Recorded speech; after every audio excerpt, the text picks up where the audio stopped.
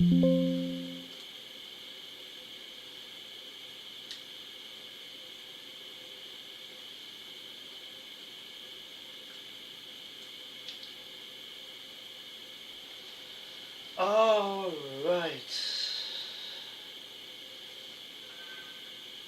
Well, here is my review on AEW Wrestledream.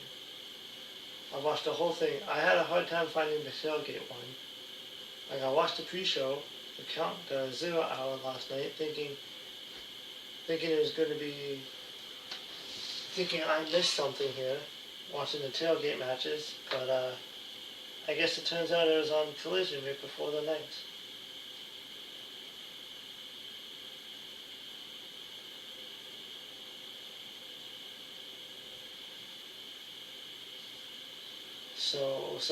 But I did manage to watch it this morning.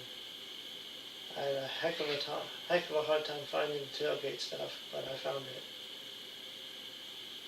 So the pre-show tailgate brawl took place on AEW Collision on TNT before the main show. They put tag team matches on the pre-show. Death Riders, Willa Yuta, Claudio, Daniel Garcia, and Pac defeated Roderick Strong and the Conglomeration. Orange Cassidy, Kyle O'Reilly, and Ishii won by pinfall, which was another one of my predictions. I predicted that the Death Riders were probably going to win that match. So, yeah, and then they won that match. The next match was Eddie Kingston and Hook defeated Frat House, Cole Carter, and Griff Garrison with Jack Jameson by pinfall. This was a basic squash match. Did it really need to be on the pre-show, on the pay-per-view? Probably not, but I mean, I guess it got some exposure for Griff Garrison. Griff Garrison, when he first started on AEW, he was like a main event talent. He was with the Varsity Blondes with Brian Pillman and Julia Hart. And they were a good tag team together. And then, but since Brian Pillman Jr. went to WWE and Julia Hart went to her own separate way, Griff Garrison kind of just got lost in the shuffle. So,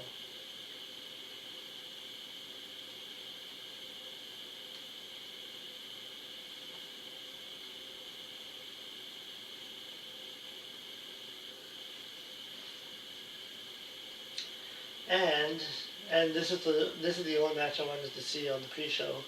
It was Harley Cameron and Willow Nightingale versus the Top Gods, Megan Bayne and Penelope Ford.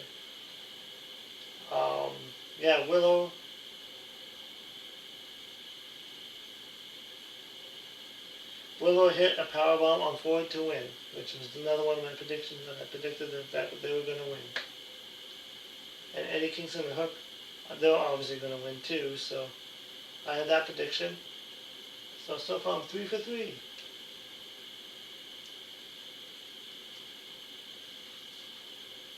So now,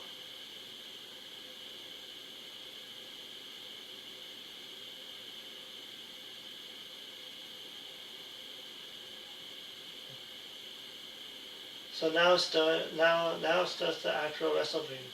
The first match of the night was FTR. Cash Wheeler and Dax Harwood with Stokely versus Jet Speed, Mike Bailey, and Kevin Knight. This match went about 13 minutes, and FTR won that match.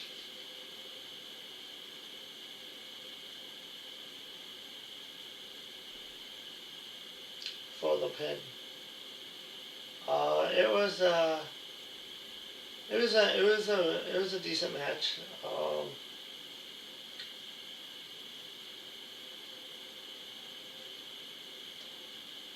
Wasn't the best match of the night, but it was decent.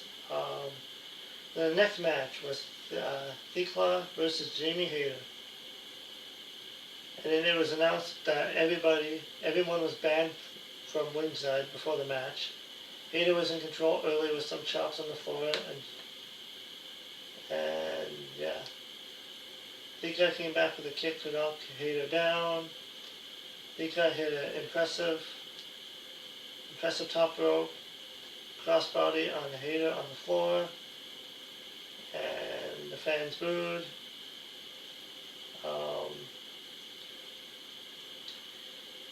Thika tried to use her belt as a weapon, but referee Brian Hensberg stopped her. Hayter hit a backbreaker, and then Thika avoided a clothesline and hit a spear. Hayter hit a little lariat and a short arm Hayter lariat for the pinfall win after about a 16-minute match. So the match was okay. I mean, it wasn't the greatest match, but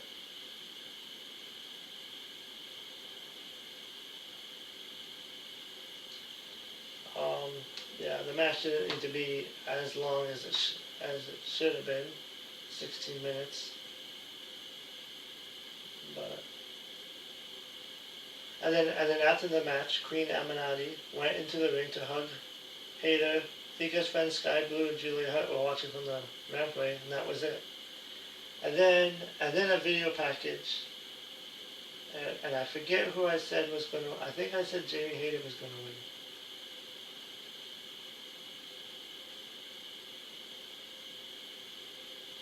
I think I might have said Jamie Hayter. And the next one was the Young Bucks. Young Bucks and Jack Perry and Luchasaurus. There was a bag full of money at ringside that would go to the winners, since the Bucks are broke in this comedy storyline. And the Young Bucks entrance video claimed their balance as $32.17 in the phrase insufficient funds. Transaction denied played repeatedly. And then Jurassic Express got a big pop, and they sang along with the crowd sang along with their theme song. And yeah, this match went about 22 minutes. It was a good tag team match, as you expect, because the Young Bucks are a really good tag team, and then Jack Perry and Luchasaurus are a really good team together. So, and Jurassic Express did win that match.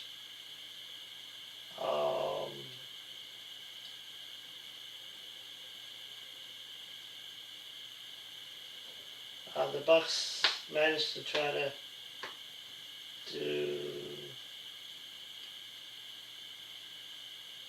yeah, and then the key points of the match was the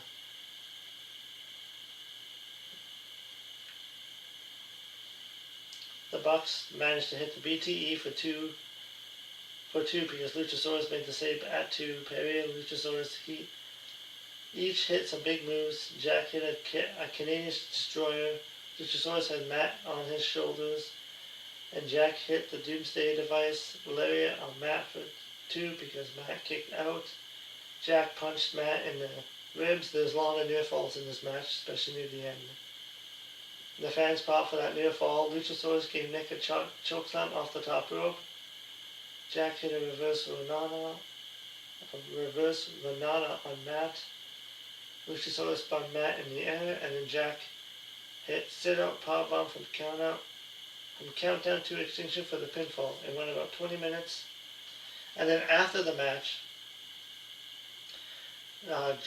Jurassic Express were presented with the AEW bag since they won the $500,000 for winning it. After the match, Perry teased as if he wanted to hug the Young Bucks. Jack was about to give him some money, but then members of the Don Callis family attacked Jurassic Express. It was Josh Alexander, Mike Davis, and Lance Archer. The Bucks walked away instead of attacking Jurassic Express for some more. And then Kenny Omega made his entrance as he had nothing else to do on the show. Omega walked by the Bucks and went into the ring to help the faces. And Jack and Luchasaurus got back into it. The babyface trio of Omega, Luchasaurus, and Perry cleared the ring.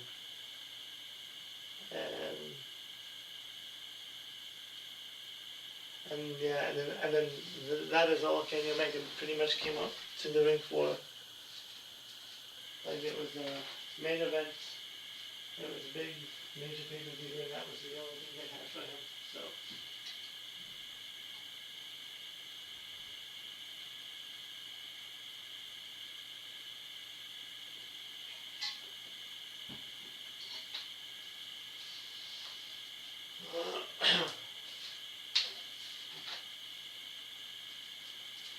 And then the next match was the Hurt Syndicate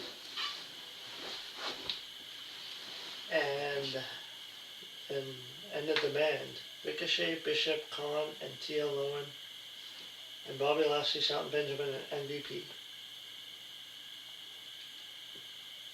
This match went about 13 minutes. It was a solid tag team match. It never felt like it got the next gear where I called it a great match, but it was mostly about the Hurt Syndicate worked well together to wear down their opponents. They finished off Khan after some big moves, and then with the Hurt Syndicate winning the match, that means they earn a shot at the AEW Trios Tag Team titles. And Samoa Joe, Hobbs, and his other team member have the title.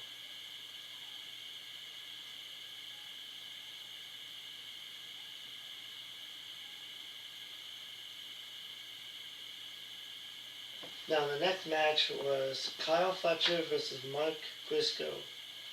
Now in my opinion, I thought this was like the match of the night. This match was like really good, as you expect. Kyle Fletcher is really going to be a main event star. He's a future world champion, and the commentators even made that remark.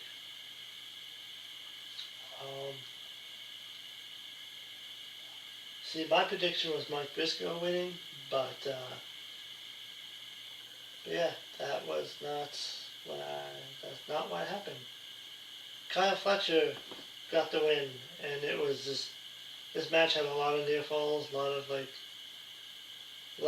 good finisher moves and fancy moves.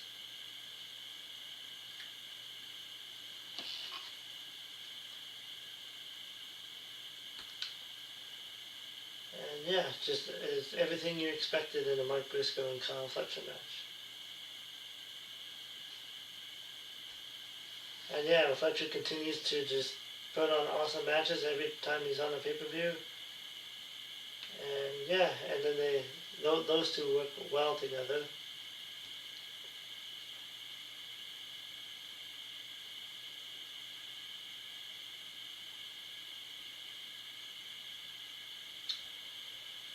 And yeah, the next match was AEW's Women's World Championship, Chris Statlander versus Timeless Toni Storm.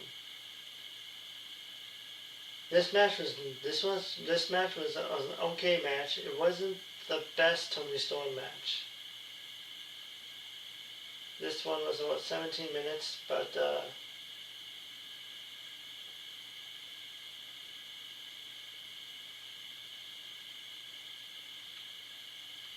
the fans really weren't really into that match quite a bit, but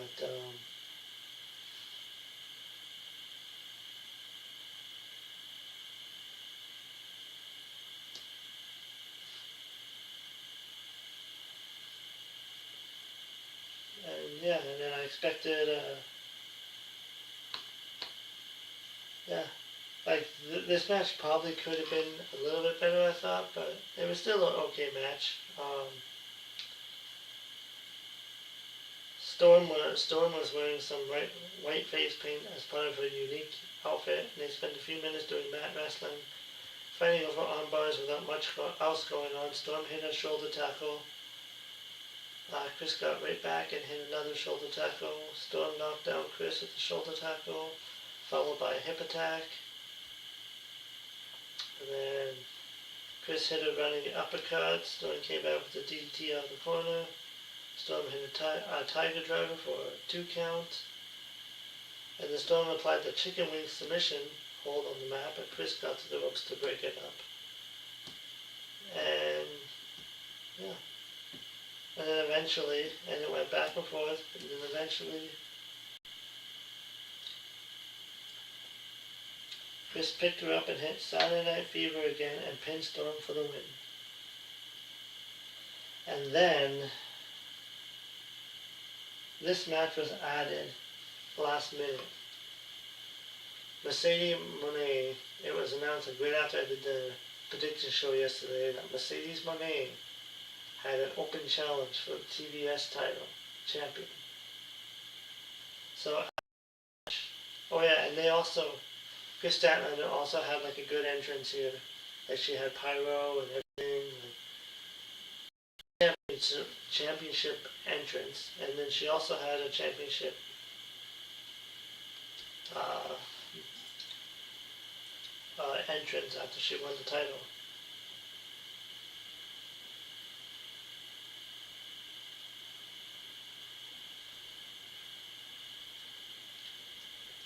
So Statlander was celebrating the win, and then Mercedes Moné made her entrance as the TBS champion. She had the frat house guys. Yes. What else is Griff Garrison and them gonna do? They were holding up her 9 other titles while Moné had her TBS title, and then she congratulated Chris Statlander and told her to get out of the ring. So Statlander left, kind of made her look, yeah, it kind of made her look weak. Kind of made Chris Statlander look weak. And then Monet said she's the greatest TBS championship ever, and says she was Ultimate Monet now. And Mercedes wondered what champion wants to defend her title against Monet right now. So, so then Mina Shakira answered the challenge of Mercedes Monet. So then it was title versus title. It was the TBS champion Mercedes versus Mina Shakira for the AEW Women's Interim TV Champion.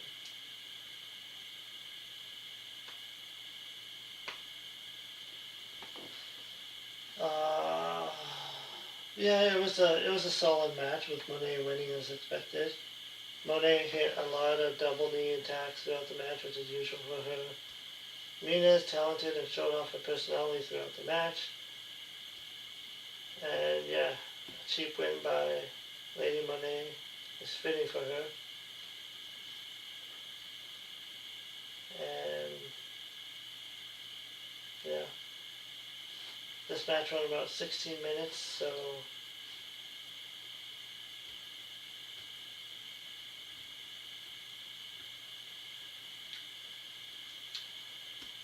I haven't seen much of Mina's matches that much because she's on Ring of Honor. And yeah, I haven't really watched Ring of Honor that much. Whatever, because it's hard to get it here. Don't want to pay to just watch Ring of Honor. But, so yeah, so then Mercedes now has 11 titles, beating Ultimo Dragon's record. And Mercedes Moné is also the longest reigning TBS champion by beating Jade Cargill's reign.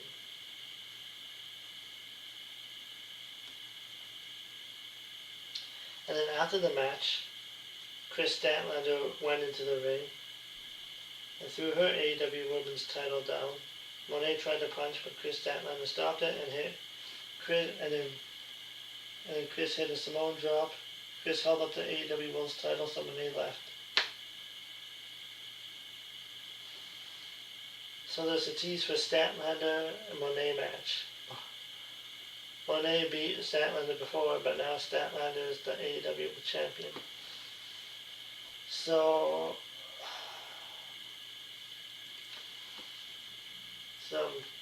it looks like they're going to be doing Statlander and Monet feud probably for the world title, and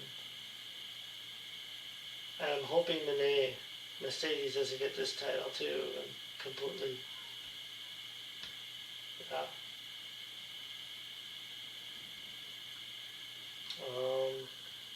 Yeah, I don't know. It's kind of the belt collector thing is just kind of going on for a while. But you gotta lose eventually.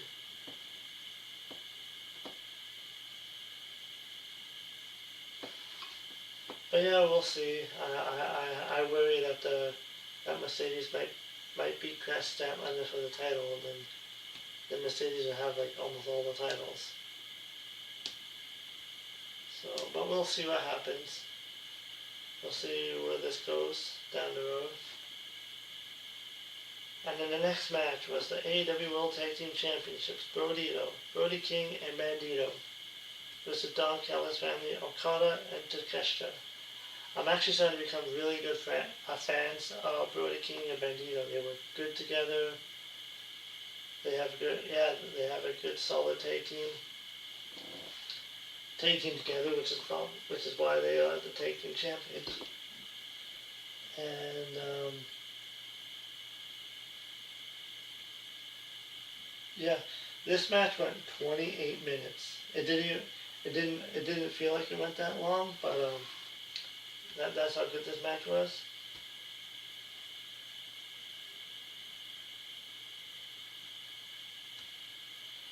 And then they kept teasing Okada and Takeshita during the match. Like they kept teasing tension between each other until the end of the match. Takeshita went for the knee. Bandito avoided it, and Okada hit a Rainmaker on Takeshita by accident. And Don was on commentating. Okada seemed like he was smiling. Bandito had Okada on his shoulders and hit a knee splash to the face. Okada blocked the suplex attempt, and Bandito was selling the shoulder injury. And then King hit a sit-out slam for the shoulders. And King hit a suicide dive on Takeshita on the floor, and Bandito had a 21 pluck with one arm on Okada for the win. And then earlier,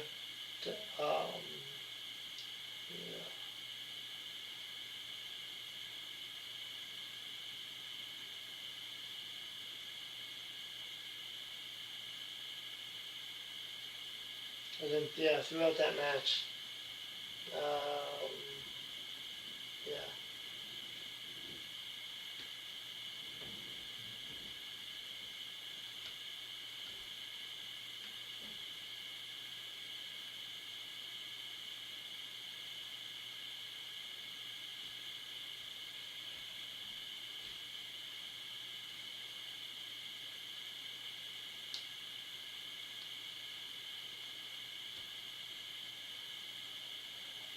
Yeah, and during the whole match, it was, they were teasing the split up for them, but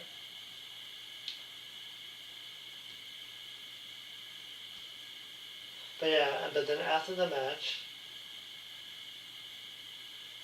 Bandito brought a kid into the ring with a Bandito mask, and they celebrated the win.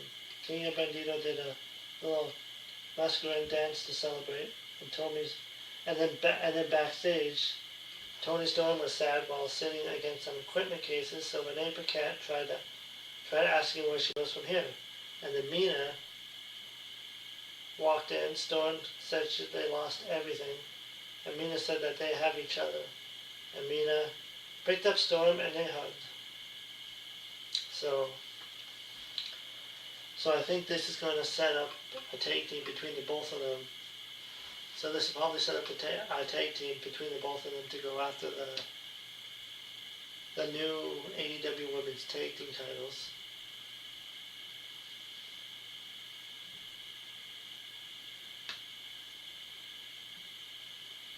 So, because they'll need teams for that. They'll need to have women's tag team for that. So. And then the next match was Hangman Page versus Samoa Joe.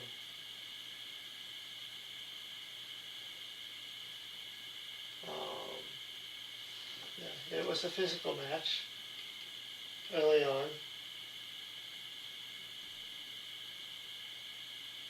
It wasn't the best Hangman Page match, but it was a decent match, and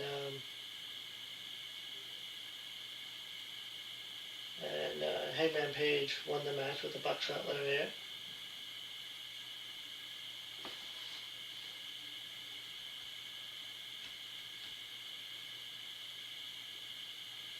not once, not twice, but 3 times he hit the buckshot lariat to get the 1-2-3 pin. This match went about 19 minutes, so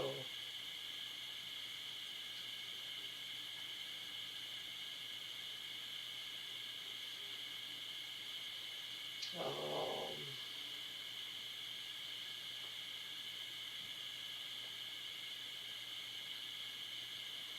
then after the match, Powerhouse Hobbs and Shibata went into the ring with Joe.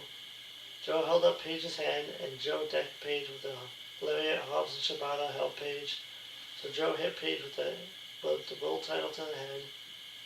Hobbs put Page on the turnbuckle. Joe gave Page a muscle bustle onto the world title, and the fans booed as Joe gave an evil stare into the camera.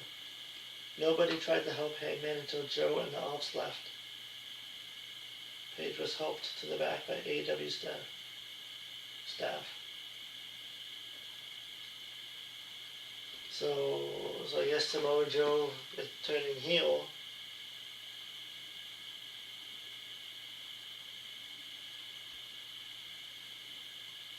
So and then by the way that angle ended, it looks like they're going to be.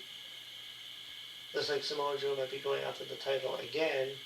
This time it'll be heel versus babyface instead of babyface versus babyface. So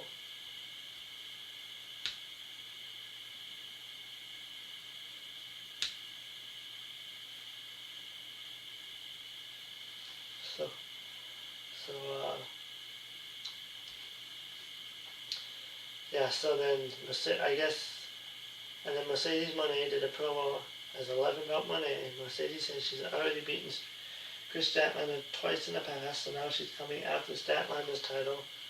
Moné said that at 4 years, Statlander's title belongs to Moné. Oh boy. So it looks like this is going to happen after all. At 4 years, it's going to be Mercedes versus Chris Statlander for the AEW Women's Championship. And I'm not sure if she's going to put one of her titles on the line. But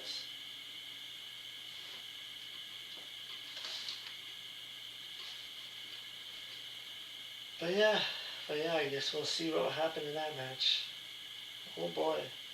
And then they also announced that this Tuesday is going to be on Dynamite. So they're going to be competing against NXT.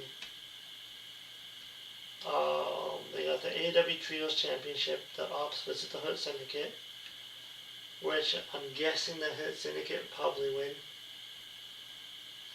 that match because this would probably so that Samoa Joe can go after the world title again. And then the women's tag team title brackets will be revealed, so I guess we'll find out on Tuesday what teams are going to be in that match, in that tournament. And then the AEW Unified Championship, Okada versus Bandito for the Unified Championship. So that could be interesting. We'll see where that goes. And now it's main event time.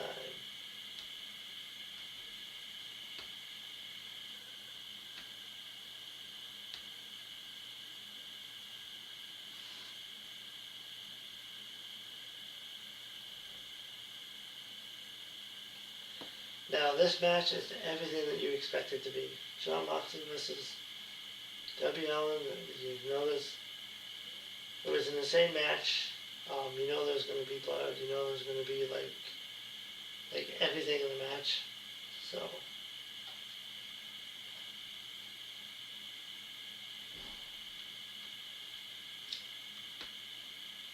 yeah, Moxley took Allen's leather belt off, and Moxley whipped Allen in the back with the leather belt for about 5 hard shots to the back. Moxley hit a pile driver. The referee asked Allen if he wanted to quit, but Allen refused.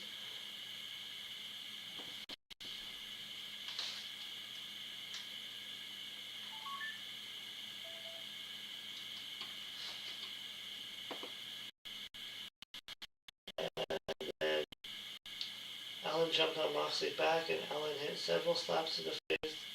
Moxley caught a leaping Allen and hit a German suplex. Allen reached into a bag and sprayed lighter fluid. Reached into a bag and sprayed lighter fluid into Moxley's eyes as he sprayed it all over Moxley's body. Now Darby Allin brought in a bag into the ring, so then he had a bag of stuff, and then that's where he got the lighter fluid from.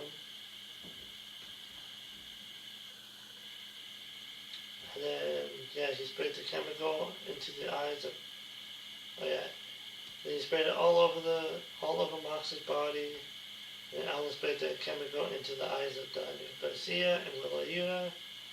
Moxley used a towel to wipe the fluid off of him, and then Moxley grabbed the cattle prod from Allen's backpack and tried to use it. Shafir went into the ring, and Moxley used the cattle prod to zap Allen a few times. And then Moxley hit the stomp. Moxley also hit a paradigm shift, spiked DDT through a table into the ring. Allen would still not give up. And then Moxley applied a bulldog choke submission, and Allen did 2 middle finger salutes to stop that. Claudio was back in the ring. He pressed Moxley overhead and tossed. Claudio was back in the ring. He pressed Darby Allin overhead and tossed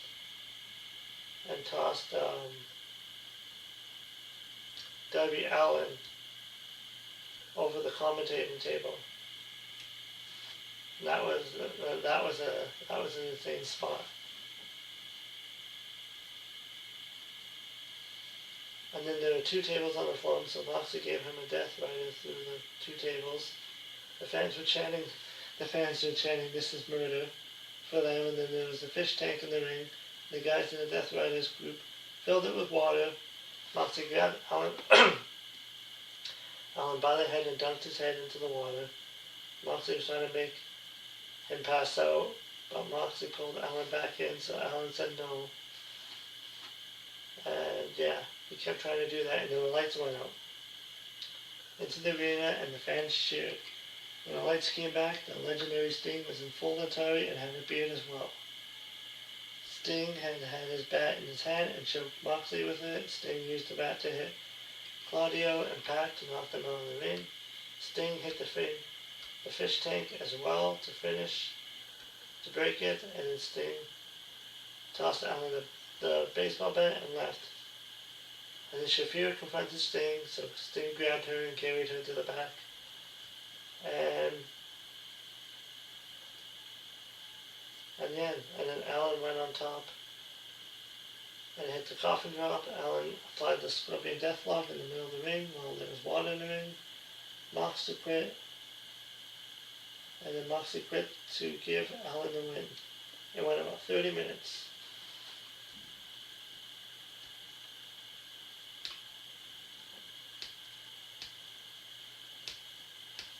I wasn't a big fan of the drowning, the fish tank spot. Like, that was a little bit too obsessive, but it was what it was. All in all, this pay-per-view was 4 hours and 30 minutes. And then apparently, from what I heard, that Tony Khan actually extended the pay-per-view by 30 minutes. And people on Amazon Prime apparently didn't get to see the ending of that match. But I don't know if that's true or not. I watched it the next day, so I finished watching it. But because they added that Mercedes match in it, but.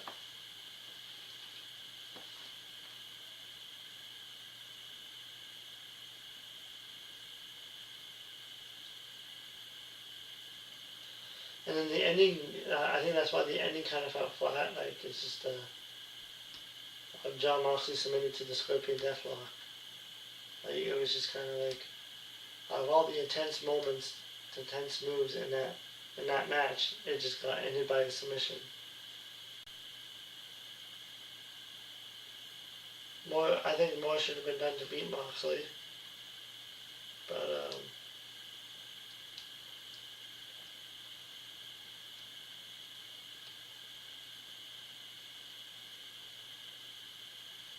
so yeah, and then after the match, W on the subway with the AEW flag, and that was the end of the show.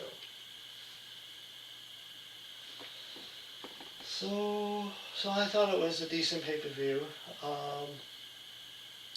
There's definitely some matches that felt like that didn't feel as big as some other ones, but the pay-per-view did its job. Um, I mean, they could have done away with a few matches too, and they could have decreased some of the match length for some of the match, but yeah, I thought the two matches of the night for me were Kyle Fletcher, Mike Briscoe, and the Young Bucks and Jungle Express.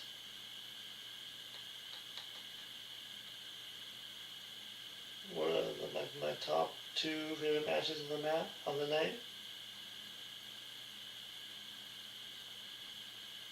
And oh yeah, and then another one of my favorites was the Brodito and was Brody King and Bandito versus Okada and the Takeshita. That was another one.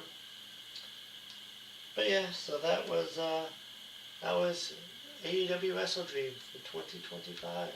So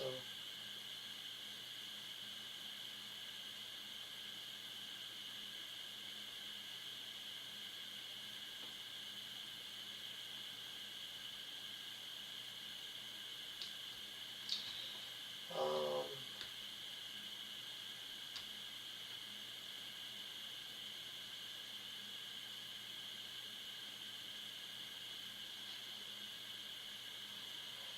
but yeah, I mean 4.5 hours is a long pay-per-view. I wanted to have been able to watch all of it in one sitting. But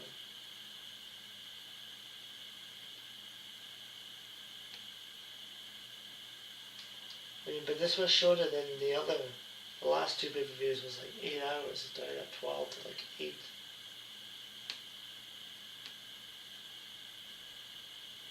And then the pay-per-views are usually about 5 hours. So this one was short compared to the other ones. But I mean, I guess if you're paying $60 Canadian to watch a pay-per-view, then it'll be worth it. So yeah, so that is my review for AEW Wrestledream. And I'll see you in the next video.